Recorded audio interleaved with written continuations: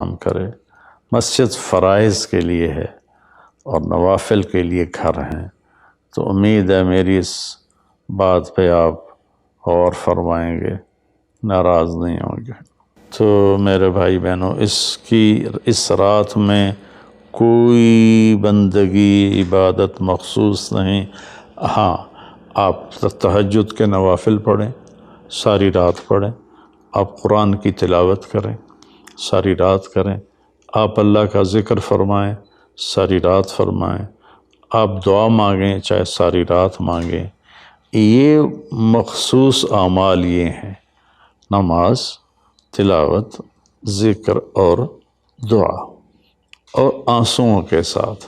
اپنی کھیتی کو پانی نہ لگے تو سوکھ جاتی ہے، ایسے ہی دل میں بھی ایک کھیتی آباد ہے ایمان کی، اسے آنسوؤں کے چند قطرے ہی سمندر کی طرح سیراب کر دیتے ہیں۔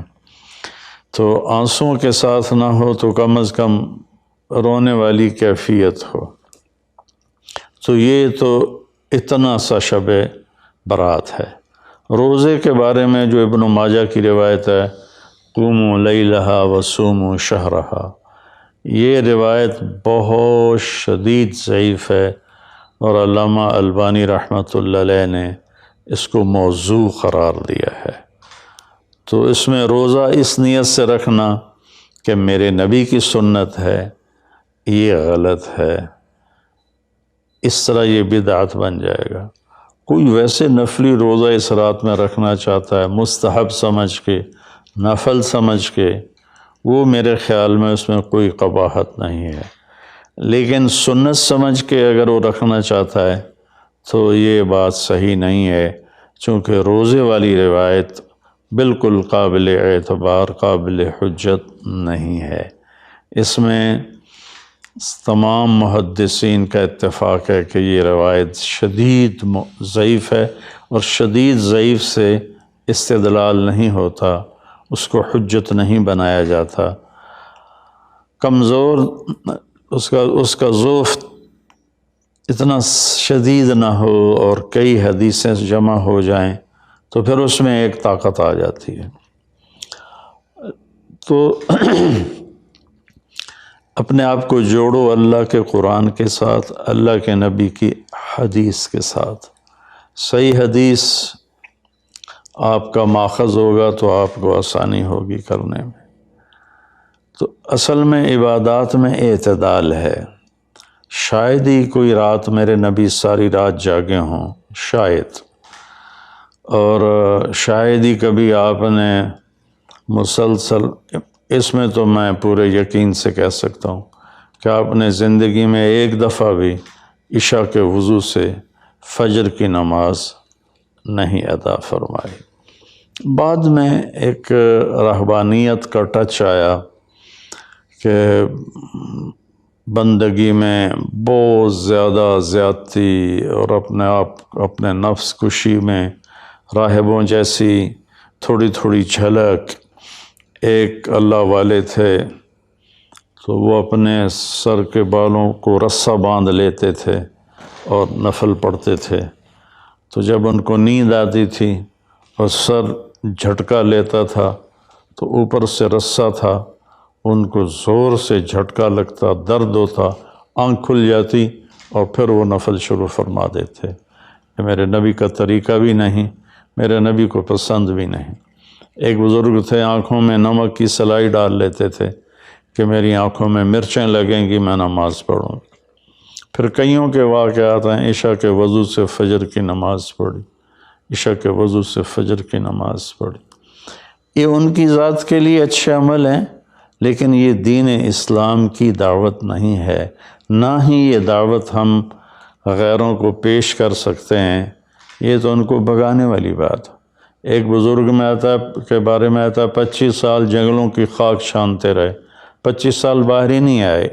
یہ تو کوئی کمال کی بات نہیں ہے، یہ تو رہبانیت ہے جو میرے نبی نے ناپسند فرمائی ہے، اس سے روکا ہے۔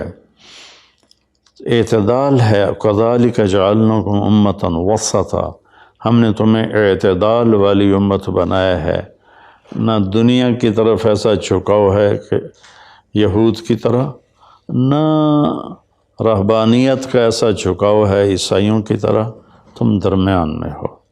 میرے نبی پاک صلی اللہ علیہ وسلم کی زندگی پڑھو اللہ کے واسطے، اللہ کے واسطے۔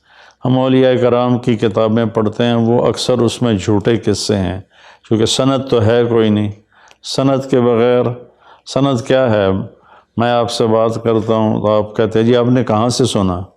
میں کہتا ہوں لالو ماچھی سے سنا ہے، تو کہ لو جی ودی کیڑی کر لے، تو کوئی بندہ یہ اس کو سند کہتے ہیں۔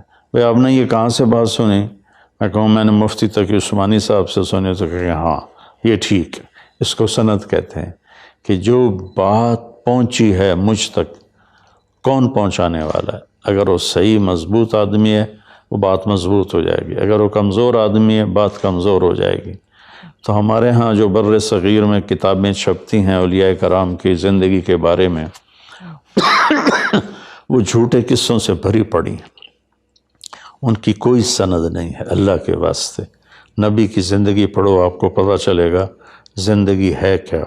قرآن پڑھو، آپ کو پتہ چلے گا اللہ چاہتا کیا ہے۔ اللہ تعالیٰ اس رات کی رحمتیں برکتیں ہمیں نصیب فرمائے۔ اصل میں اللہ نے بخشش کے بہانے رکھے ہیں۔ کوئی شرابی ہے، کوئی زانی ہے، کوئی قاتل ہے، کوئی ماں باپ کا نافرمان ہے، کوئی مشرک ہے، کوئی متکبر ہے، کوئی سود خور ہے، کوئی رشوت خور ہے۔ ایک دفعہ آج کہہ دے، کل کی رات ہے کہہ دے گا کہ یا اللہ میری توبہ، تو اللہ کی قسم اگر اس کے گناہ زمین سے لے کر آسمان کی چھت تک بھی ہوں گے نا، تو ایک آدھے بول پر یا اللہ معاف کر، اللہ سارے معاف فرما دے۔ سبحان اللہ۔